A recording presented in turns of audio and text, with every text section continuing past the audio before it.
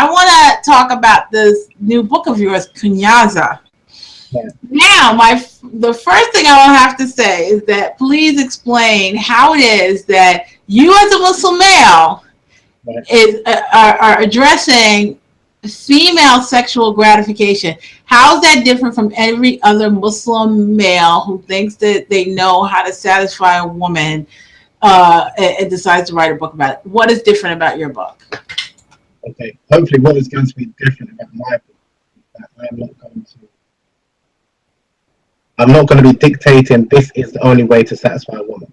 I'm presenting a tradition, because before I start, Kunyaza is a tradition which originated in Rwanda in East Africa, and it's a tradition which women themselves have who teach, called sengers, sexual educators, teach other women and then men about how a man should please his wife in the bedroom.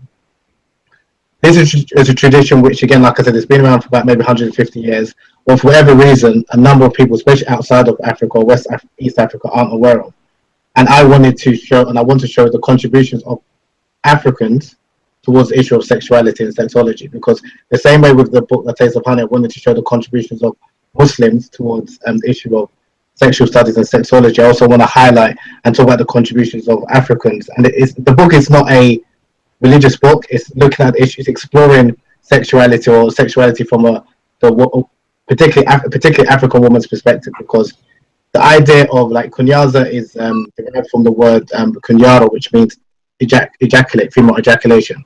And what I found very interesting about this phenomenon is that, like I mentioned earlier, is that female ejaculation was seen to have just been discovered in the last maybe 40 to 50 years.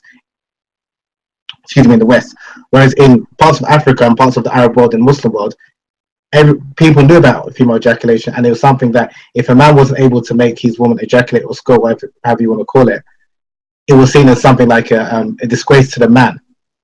So even though it's about pleasuring the woman, the onus is on the man to be able to pleasure her, and also it's looking at the psychology of Kunyaza. It's not just a technique. It's not just if you do this, this will happen. It's about first and foremost be able to make sure a woman is psychologically prepared to obviously receive Kunyaza.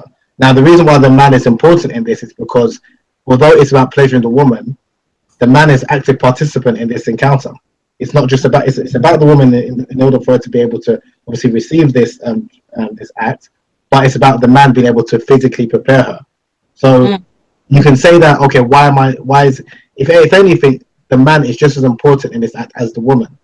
Because if he's not able to relax her mind, if he's not able to make her feel comfortable, if he's not able to make her feel beautiful and sexy, because we know with a number of women, the reason which prevents them from even having an orgasm is because they've mental constraints. They put mental blocks up in terms of they don't think they're good at they're beautiful and sexy and all the rest of it. So that's why it's incumbent for the man in order to understand this and able to remove these mental blocks from her mind so she feels that she's desirable. Once she does this, because this is half the issue, is enable for a woman to feel that she is able to orgasm.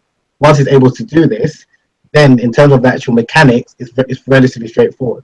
So even though it's talking about, Kunyaza talks about the actual technique, it's more about the psychology of Kunyaza and how the appreciation that a number of Africans had, especially like East Africans, of understanding female sexuality long before the West came and said that we've discovered, female ejaculation and even the G-spot. When we talk about the G-spot, which was named after Dr. Isaac Grafenberg, that was discovered in the 80s. So you're trying to say before the 1980s, no one knew what, it wasn't named the G-spot. We didn't know. No, it's true. So that's some of my frustration is that we've got I believe that a lot of black people and Muslims, we've got an inferiority complex when it comes to the West. Mm-hmm. Like white people. So if they were to say something, oh wow, this is groundbreaking, when no, issues like, female ejaculation, multiple orgasms, they were spoken about years ago. So that's why I'm just finding that out. We've been talking about that. Yeah, we've been speaking about it. So with Taste of Honey, speaking from a Muslim perspective, Kunyaza is looking at it from a traditional African perspective, because one thing I wanted to do, especially with A Taste of Honey, and I don't know if you've noticed, a lot of people that are speaking about the Muslim or Arab tradition of sexuality, a lot of Arabs are now taking pride in saying this is an Arab thing, this is an Arab thing. So I wanted to look at, there's also black people and Africans who have spoke about this issue, so to talk about the contribution, the intellectual contribution that black people have had Because one thing, unfortunately, which I think a number of Black people or people in Africa, which we don't do, is we don't document some of our work or our research, our findings. So that's why I've, hopefully when the book comes out, if not later this year, early next year, it's ultimately trying to highlight the contributions which Africans have made in terms of female sexuality by exploring the Kunyaza tradition, and again understanding the psychology about it, and to show that not everything came from the West and came from the white man or the white woman.